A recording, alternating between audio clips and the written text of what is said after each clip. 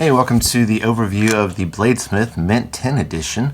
Comes in a cool little Mint 10. It's a game for 2 to 4 players that takes about 10 to 20 minutes. Let's go ahead and open this up and set it all up, and I'll tell you how the game is played. Alright, we have the game set up here on our playmat. It does come with 4 shop cards, but since we have the playmat, we won't need to use those, so we'll set those aside for right now.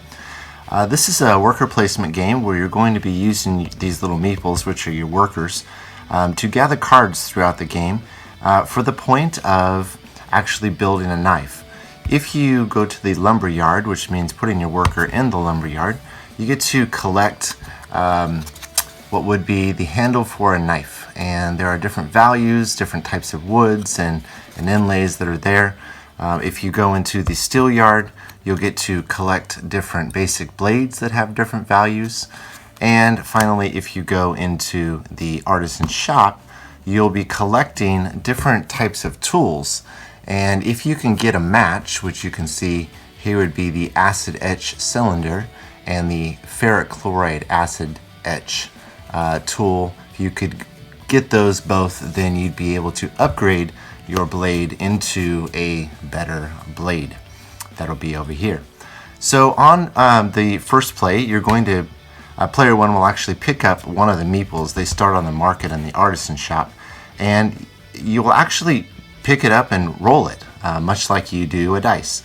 And if it lands with a 2, then you get to pick up 2 cards in the shop that you actually go in, or a 1.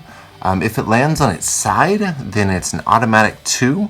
And if you're lucky enough for it to land on its feet, that's called a standing meeple, then you would actually get to place it back in the place where it was. Normally you would only get to choose the 2 places that are open in the shop, but again, if you roll a standing meeple, I can put it back into where it came from. So I would go ahead and roll, and I received a 1, and let's say that I would put it into the lumber yard. And so now I'm going to pick up this handle here.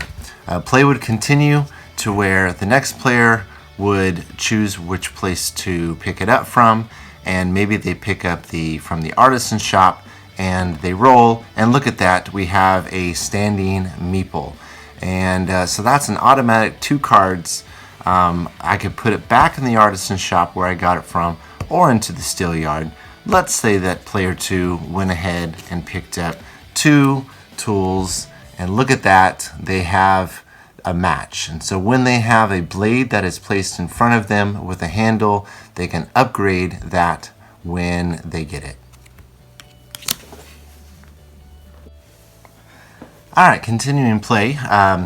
Player 1 here, which I am, I have currently 3 cards in my hand, and that is exactly how many cards I can only have in my hand at one time.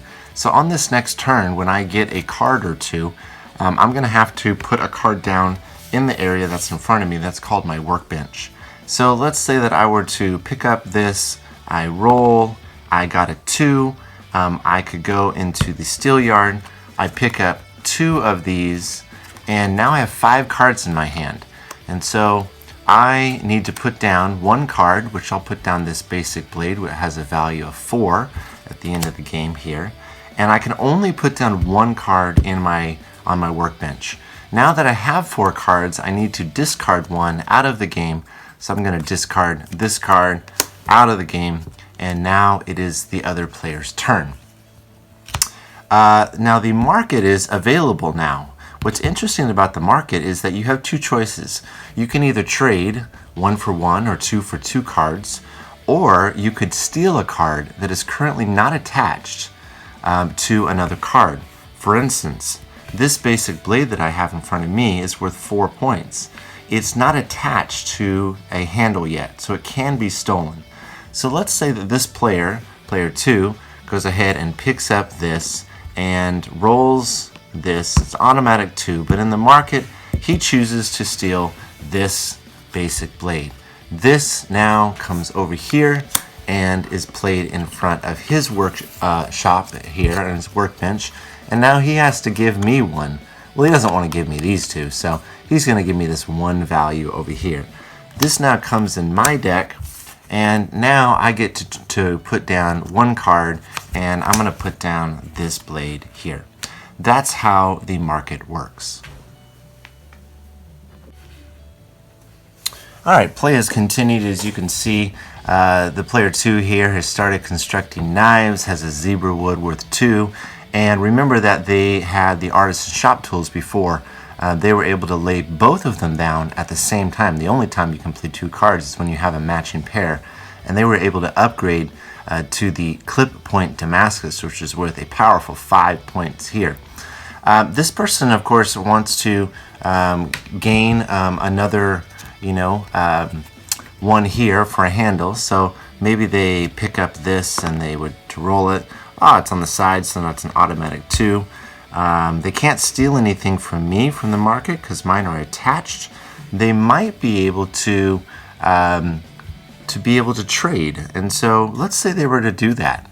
So they were to put that there, and now they choose 2 cards. Well, they only have blades here, basic blades. So of course they're hoping that player 1 would give them a handle. So they're going to give these 2 face down to me.